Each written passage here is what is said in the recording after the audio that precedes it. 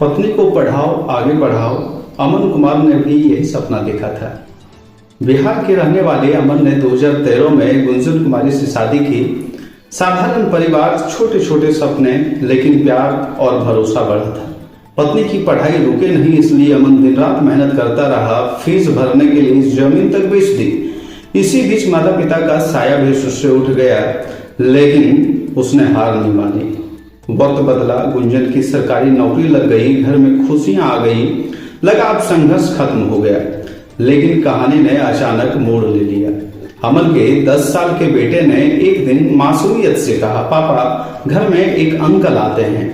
फिर एक दिन उसने अपनी पत्नी को दूसरे शिक्षक के साथ किराए के कमरे में पकड़ लिया। जिस औरत के सपनों के लिए उसने अपनी जमीन बेच दी, जिसके लिए हर मुश्किल झेली, वही उसे और सपने 10 साल के बेटे को छोड़कर चली गई। सबसे ईमानदार बात तब हुई जब बेटे ने कही,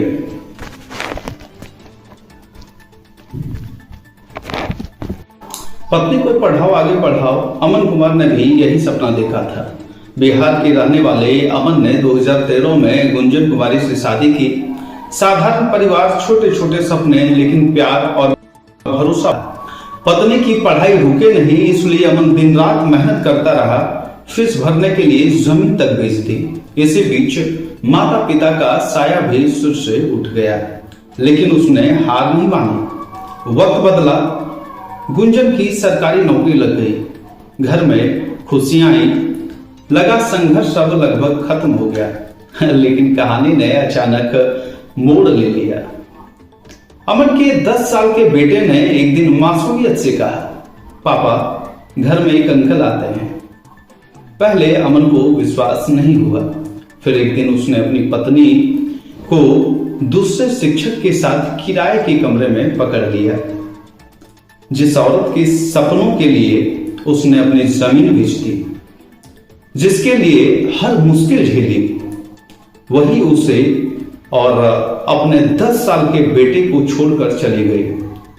सबसे दर्दनाक बात तो तब हुई जब बेटे ने कहा, मुझे मम्मी के साथ नहीं रहना।